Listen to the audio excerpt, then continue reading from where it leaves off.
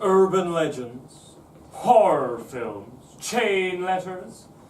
Is this really how you entertain yourselves? Passing stories that could have been written by children around a campfire, allowing boardrooms full of producers to vomit terrible ideas onto already terrible scripts, and emailing poorly proofread threats? My name is Edgar Allan Poe, and I have come here to help you improve how you tell these stories, to put a more gothic, more poetic spin on your pitiful excuses for entertainment. And to help me on this journey, I've enlisted the help of my esteemed colleague, Professor Sigmund Freud. Oh, hello. Thank you.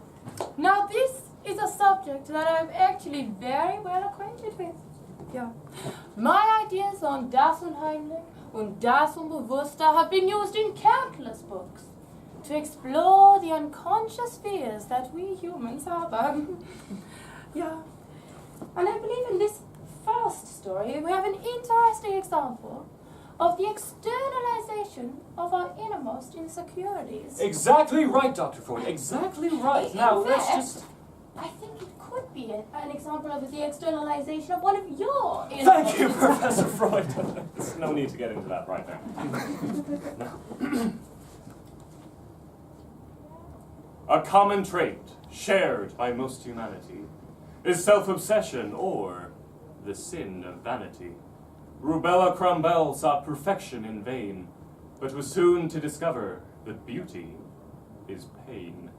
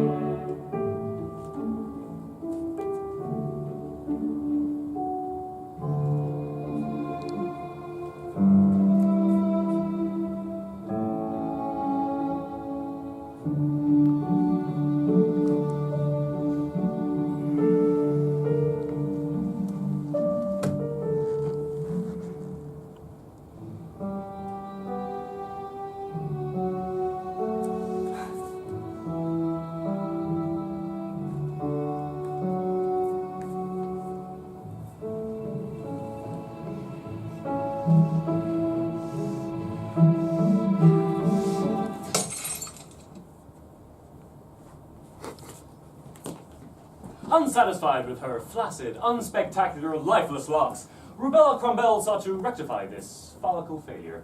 She made an appointment at Mr. Woolley's Wiggery for the very next day at noon.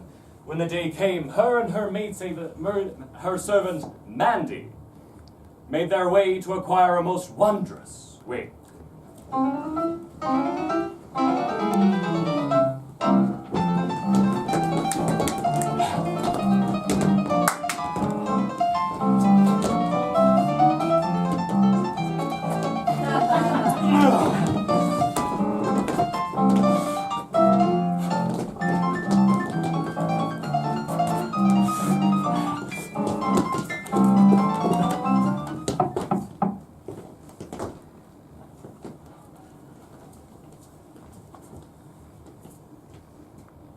Madame Crumble! Madame Crumble, what was it that was wrong with the wig I sent you last week? Was it broken? Did it get lost in the post? Did you... Unsatisfactory. Unsatisfactory, right, I see. Have you got another one? Yes, all in good time. So, how have you been being? Where have you been? What have you been doing with Jude? Wait! Where, George? What have you been doing? George! What is the first rule of wiggery? Always hold the scissors by the pointy The end. wig maker is always the one to fit the wig. Thank you. Now, I trust this will be to your satisfaction. Pencil and paper! Pencil and paper! Pencil and paper, George! I'm sure we can rectify the situation from some sort of compromise.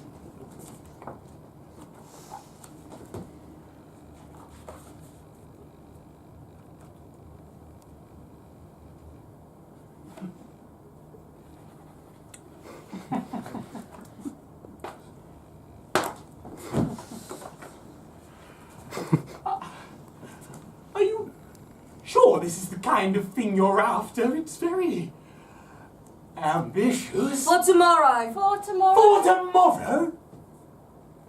For tomorrow. Right. Yes, very good. Oh gosh. Oh gosh. I could... At noon. At noon? Yes. Goodbye, Madame Crumble! George! How are we going to get this done by tomorrow? We don't have this much hair! George, your hair is disgusting.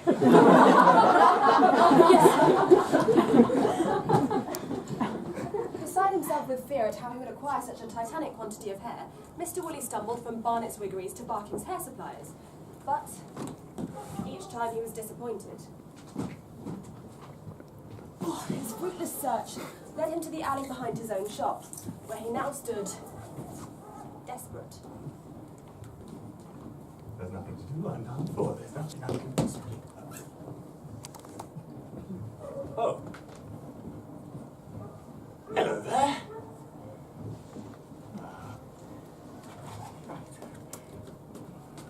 A filthy spider.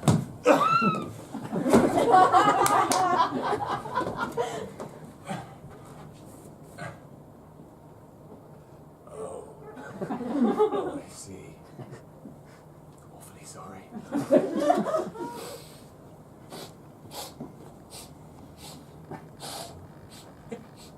Is that rose water in your hair? What? George, fetch me a lantern. Yes, Miss Woolley? Yes, set it down there, boy. Oh, what's wrong with her, sir?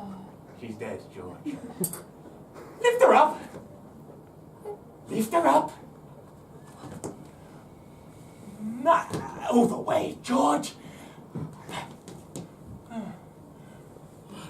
Would you just get me that lantern? I can't quite see in this light. Steady on, George. That colour. How long are we talking?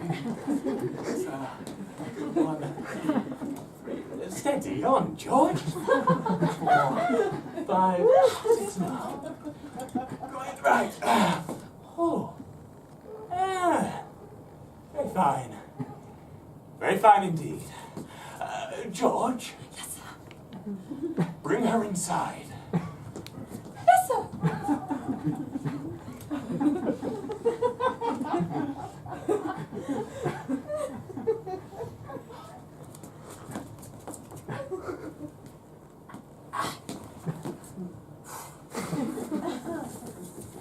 Under Mr. Woolley's strict instruction, George shaved the poor unfortunate and dragged the now bald and swiftly decomposing body to the Thames, where Mr. Woolley assured him it would never be found.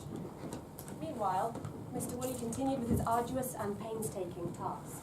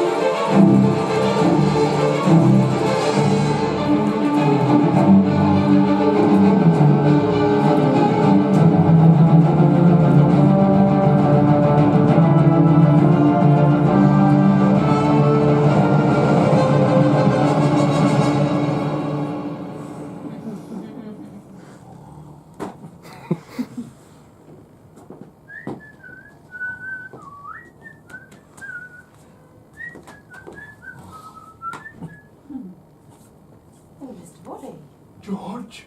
Yes, sir? What time is it? Oh, it's about noon, sir. It's about noon? Well, she's coming at noon. Why is it on the floor? Pick it up! Pick it up and put it on the bench! Make it look nice! Make it move it into position! Steady with that! Don't spend all night on that! Don't stand! Make it look nice! Let's steady on! That's it!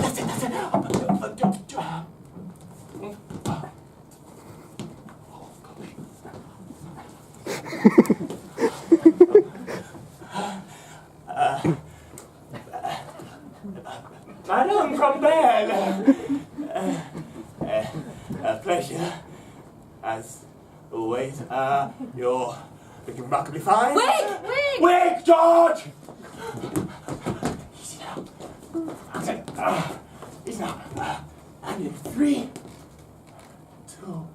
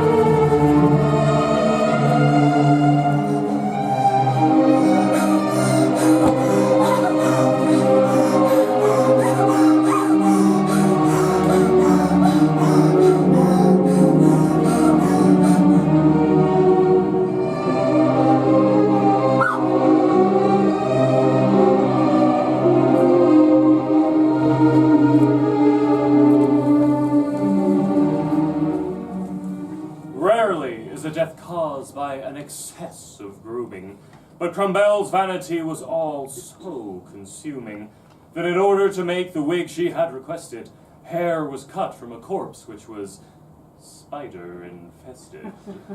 In the wig she commissioned laid thousands of eggs. Death can be swift when it crawls on 8 legs. Now, the impulses driving this character are very interesting. Yeah, she has the jealousy, the vanity, the insecurities, and a desire for more, which I'm sure the sociologists would say is a critique of consumerism. Of course they would. But we know better. Yeah, she obviously, if we look closely, has an unrealized desire for... What? Professor Freud, we all know where you stand on that particular issue. You're repressed. I'm repressed.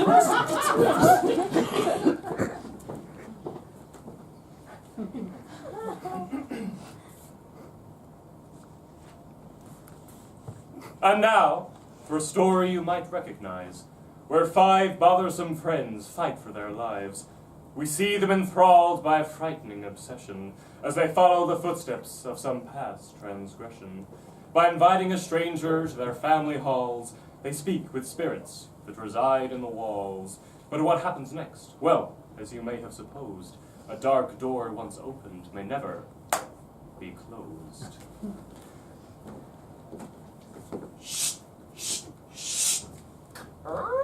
Enter Timothy Satchwell, an introverted fellow of 24 who thought that the best company could be found within his own head. He was early to every event, not that he meant to be rude, of course, but he never quite managed to wrap his considerable brains around the concept of being fashionably late.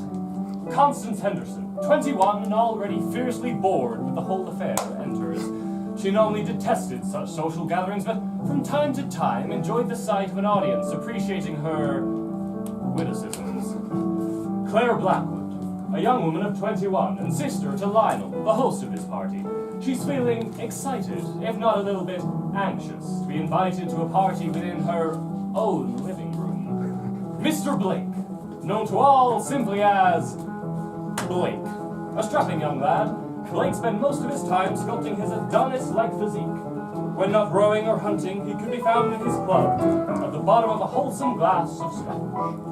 And last to enter is our host, a Mr. Lionel Blount, happily single, singularly happy, haplessly simple, and simply hapless. Right, thank you everyone, thank you for coming. Have you met each other now? Have you met each other now? Yes, really a good friend. First of all, I must confess that I'm extremely disappointed that you've all neglected to bring with you your party capes as per request. Lionel, what are you doing? Just wait and see, just wait and see. Oh no, Lionel, what have you done? I've just laid on a little entertainment for this evening. Entertainment? Oh, yes. So, without further ado, please welcome Leonora, mistress of the arcane. Oh, now we're talking. Leonora the what? Mistress of the Arcane. She comes highly recommended. Does she now? Really? All in good time. Oh, Lionel, this isn't something ungodly, is it? Because I'm very against that sort of thing. Yes, quite. Miss Henderson, Miss Blackwood, shall we? No, we're fine actually. Right, okay. Please be seated. Oh, come on everyone, in a circle now. That's it. On the floor, just here. That's it. Oh, come on, Claire.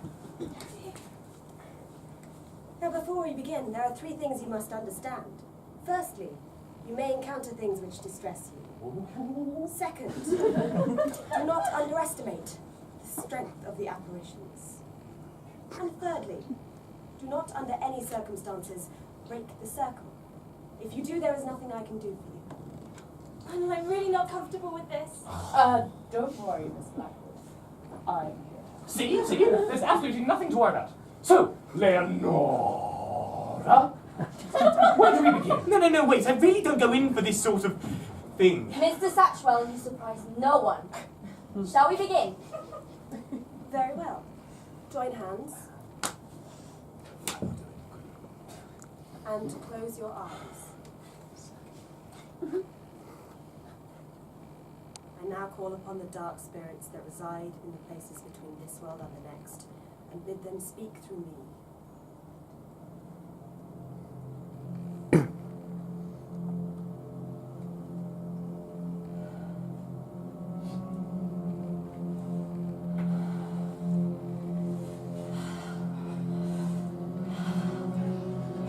Look, sorry to be impertinent, but this sort of flim-flam has absolutely no grounding in science whatsoever.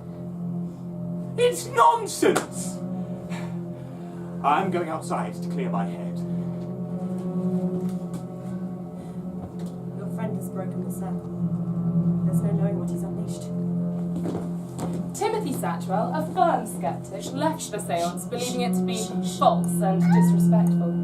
As he walked across the gardens, a strange sound echoed from the mausoleum. Curious as to the source of this unexplained disturbance, Timothy resolved to enter the family crypt.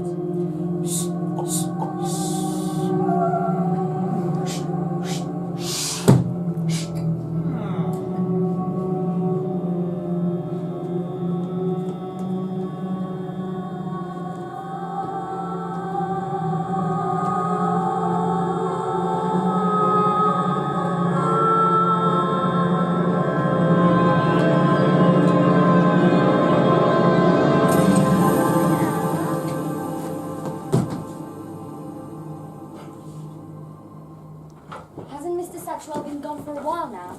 Yes, he has. Lionel, you really should go and look for him. Rude to leave a guest unattended at a party. Ah, I'm sure he can look after himself. Anyway, what's the worst that can happen? I don't think you really want to know. Look, I really think someone should go and look for him. Lionel. Oh no, the crack in the Oh, ceiling. Mr. Blake, someone. Well, if none of these gentlemen will step up, I suppose it had better be me. Oh, no, please don't leave me here. Oh, don't worry. I'm sure these big, brave boys will look after you. I'll be right back.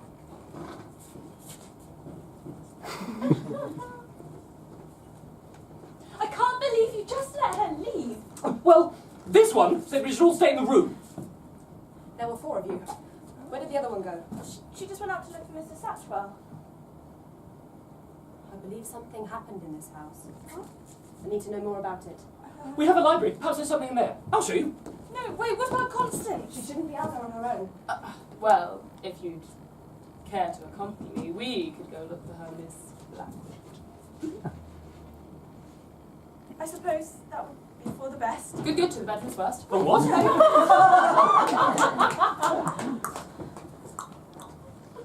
So, this is the library? Yes, I've gathered that. Anything on the house specifically? Oh, the house! The house was built 450 years ago by the first Earl Blackwood after he defeated the Dutch in the battlefield. Or the Spanish. They were definitely Catholic. I found it. Oh, brilliant! Let's turn to the index page. There's probably something in there.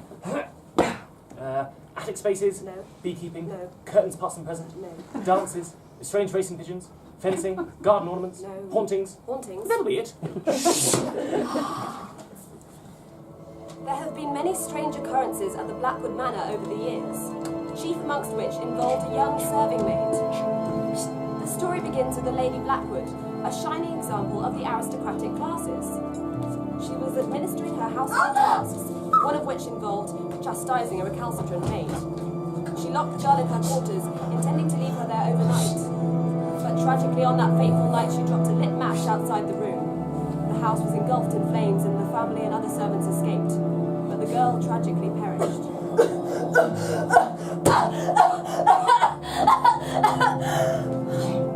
It is said that she still haunts the bedroom of the Lady Blackwood. But that's where the others are. We must find them. Quickly, go! What's in here? That's the master bedroom, my mother's old room. Miss Henderson? Miss Henderson, are you in here? Constance? Suppose not. Where's the fire lit? I don't know. I suppose one of the servants must have lit it.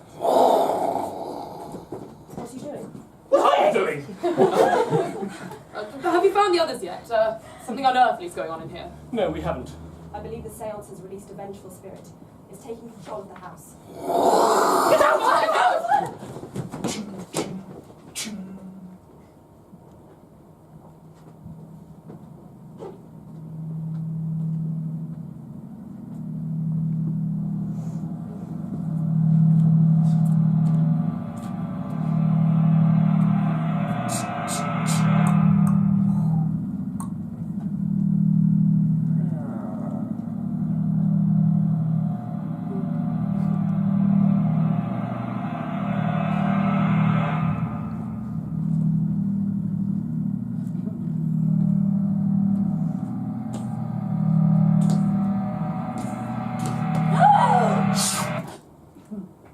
The fallen remain searched from room to room, unaware of the fate that had befallen poor Miss Henderson and Mr. Satchwell. Their journey led them to the family portrait gallery. Timothy! Are you in here? Hello? Hello? Oh. Okay. Must just be me. At least I'm safe in here. All alone. Lionel, what's happening? Lionel! Get out! Go! We've got to go! This way. I'm sure it's fine.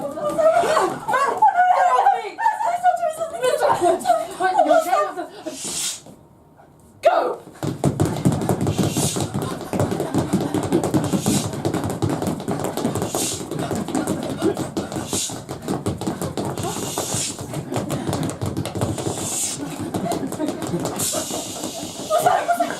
No! You should lock the door.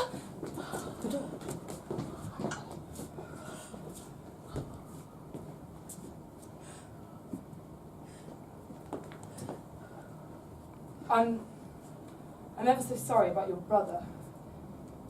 He was a good man.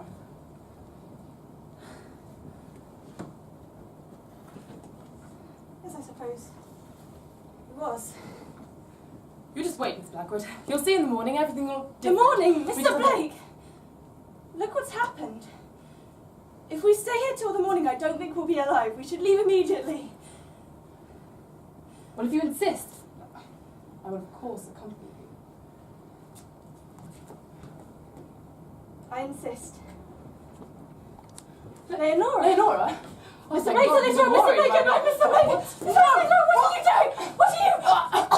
What are you doing? What are you doing? Claire!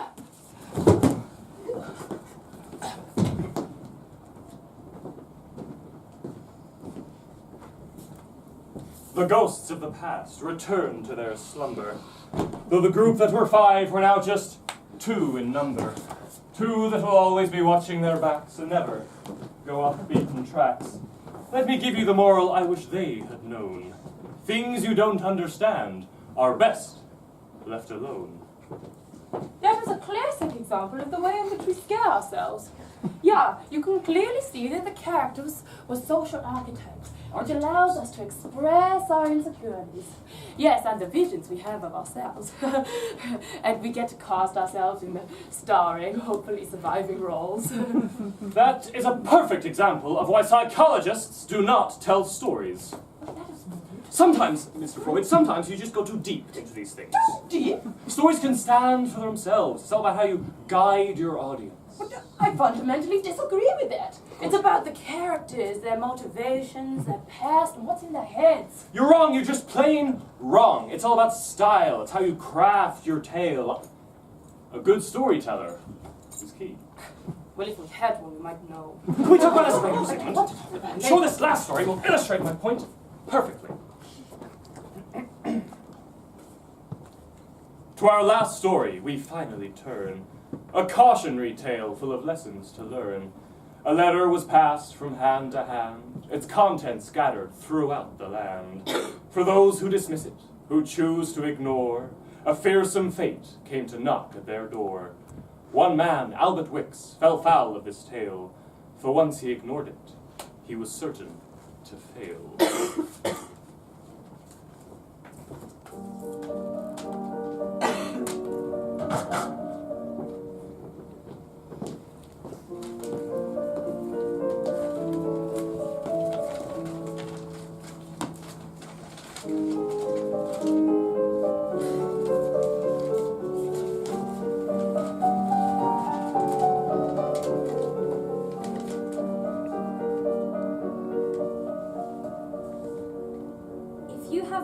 Even one word of this letter, then it is already too late. You must follow these instructions exactly. If you do, you will be rewarded with happiness and success in all aspects of your life. However, if you do not, then the fate of Albert Wicks will befall you as well. Albert Wicks and Evangelina Wilkinson had known each other all their lives. Their friendship had grown from the days of playing make-believe to embracing the first responsibilities of adulthood. They were inseparable, and everyone believed they would one day be married. Albert and Evangelina came from remarkably similar families. Both had no siblings, few cousins, and only one parent left living, though they made up for this with their sizable estates. Evangelina's father had, in his loneliness, taught his daughter the family business, whereas Albert's mother was more of a socialite and trusted that when the time came, her darling son would be able to manage his money. Unfortunately for all, this time came sooner than hoped, as both parents passed in their children's 25th year, leaving them with all the responsibilities they had so coveted. You ready for the soiree tonight, Albert? Yes, I think so. Evangelina, it's something I've been like to say to you for a while. It's just it's been so lovely having you, having someone to talk to since Mother died. It's been lovely for me too, Albert. In fact, I've been meaning to ask you something. Yes?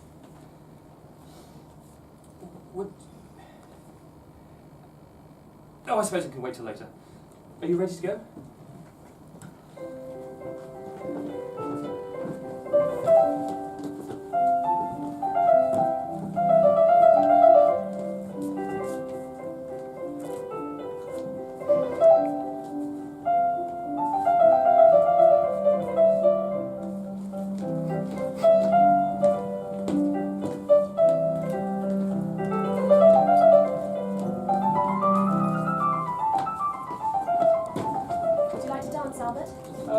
No, I think that wouldn't be best. And you are? Albert, hello. Albert. So, what have you been up to recently? Well, I'm looking into investing in the telegram system. terribly exciting. Well, that is exciting. I've decided to put a large portion of the family piggy bank into, well, carrier pigeons, actually. Carrier pigeons? Yes, carrier pigeons. I see no future in instantaneous communication. I think people like to wait, brood over their letters. And if you think about it, the pigeon, perfect form of delivery. I'm sure you're right, Albert. Did that man say carrier pigeons? Of course. What is this? The English Civil War? Ah! Joshing, son. I didn't find that terribly funny. Don't listen to Rupert. I think it's a wonderful idea. Good night, Albert. Good night. Feeling exceptionally content, Albert set about planning his future with Evangelina. How he would propose, the planning of the wedding, right down to the particulars of the cravats. His mind was filled with happy daydreams and thoughts of Evangelina. Post for you, sir. Oh, thank you, Jenkins. What have we got today? Oh, I don't know, sir. You told me not to read your mail again. Very good, Jenkins. That's another week of employment for you. This looks like another bill. Yes, sir. Yes. I think we'll just incinerate this. Very good, sir. Oh, look! This is a bill for the carrier pigeons I ordered. That's terribly exciting, sir. Yes. Incinerate that one too. And Yes, sir. this is from Aunt Delilah. I think she's writing from Ireland. That's nice, sir. Yes.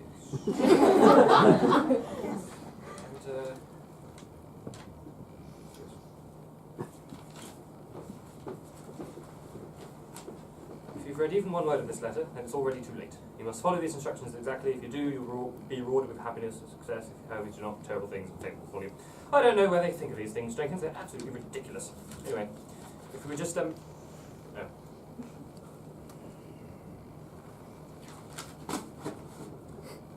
The more distracted he was by thoughts of Evangelina, the more he began to neglect his business and his finances. Bills piled up, business slowed down, whilst he remained completely oblivious to his predicament, leading him ever closer to bankruptcy. Sir, the butcher's at the door and he wants Will to you be doing us know a about blood? my hair. Yes, no, I- So the caterer is still How putting is- his name into the front and that Evangelina! Albert, I haven't seen you in weeks. How are you? Well, Managing the business, I trust? managing is certainly a word. And yourself? Well, things are going swimmingly, thank you. Shares come in very well. Investments coming in from all over London. I mean, I don't mean to brag. Evangelina, Yes, Albert. I want to ask you something. Yes, Albert. Could I, or rather, would you, do me the honour? Angelina! You must tell me at some point about the Mayfair house that you've bought. Oh. Alvin, how are the pigeons? Albert, actually. Shall we? They're not I'll good. speak to you soon, Albert. Yes, of course, Evangelina.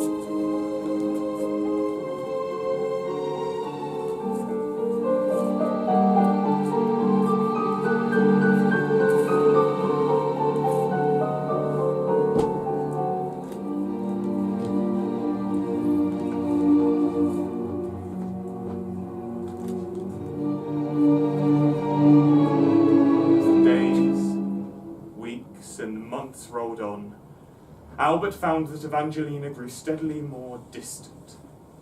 Whilst she flew high in the revolutionary world of telegrams, he floundered in the once exciting but now infuriating industry of carrier pigeons. His estate began to fall to ruin.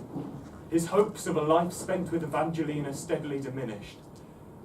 And he realised that he may have hit rock bottom. Post for you, sir.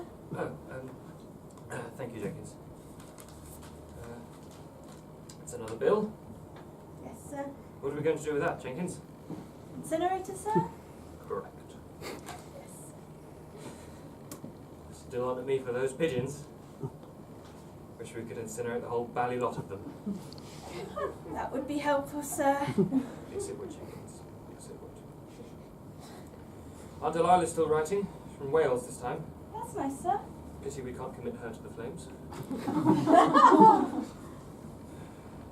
And, this one's already open, Jenkins.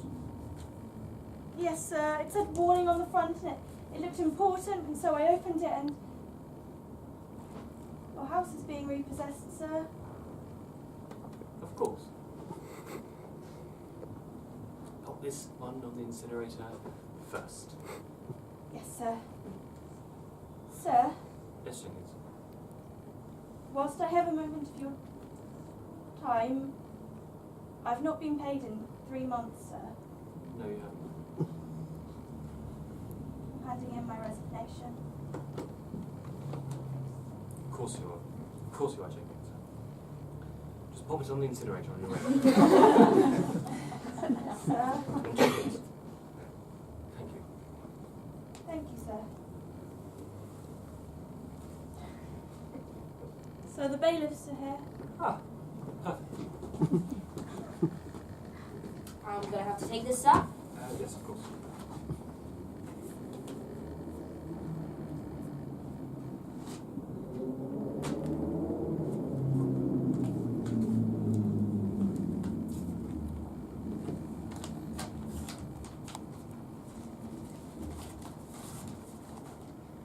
If you've read even one word of this letter, then it's already too late. You must follow these instructions exactly. If you do, you will be rewarded with happiness and success in all aspects of your life. However, if you do not, you've got a terrible fate all before you. Step 1. Write a letter to the man or woman of your dreams. Step 2. In the dead of night, by the light of a lantern, blow the love letter out of your window, and it will find its way to your loved one. Albert eagerly wrote a note to Evangelina, professing his love for her, and, as per the instructions in the fateful letter, held it up in the glow of a lantern and blew it out of the window into the darkness.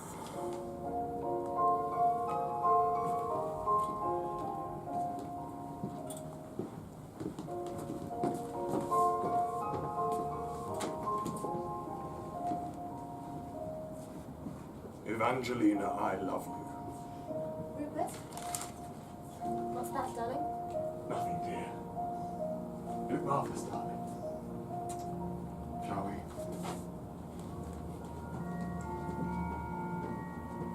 Albert waited for weeks to hear from Evangelina, but nothing ever came. Unbeknown to him, she'd moved on and engaged to another man. She could be found living happily. Each night, Albert sat and stared at the letter that he had so hoped would reverse his fortunes and reunite him with his lost love. Until finally, one day, when he felt that he could stare at it no longer, Albert finally put the letter down.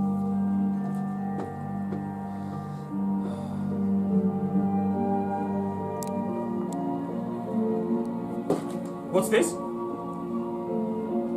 Step 3. Send this letter on to 5 other people within 24 hours of receiving it. If you do not complete these instructions, you will see your fortunes quickly turning to rack and ruin. Bollocks!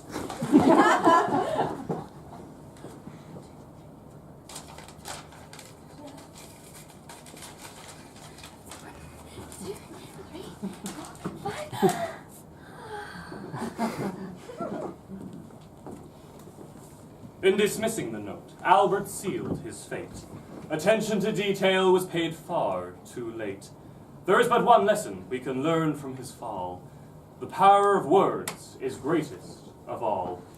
Such a pity Albert realized that only too late. But that is preposterous.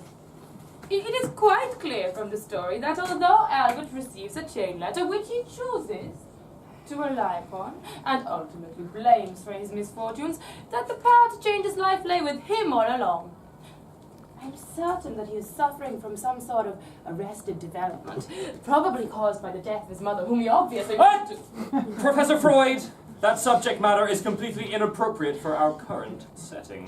Just because you project yourself onto Albert. I do not project myself onto Albert. Yes, you do. You do it with all your characters. The impotence of Albert. Impotence? The idiocy of Lionel. Impotence? And the narcissism of the mirror in the first novel. We all saw what you did there. My characters are well-rounded and perfectly punctuate my stories. I suppose we'll have to agree to disagree. Yes, we will. Now, can I round up? Fine, thank you. A story well told can reveal the worst of our humanity. Vanity, transgression, naivety are but a few of those we have seen tonight. Each with a lesson to be learned, each with a place in my Legendarium. But before we leave you this evening, there's just something I'd like to leave with you. When writing a story, it's not where you start, but the way that you shape it. That is really the art. Whether seance, chain letters, or murderous hair, a story well told lays the human soul bare. And with that, ladies and gentlemen, good night.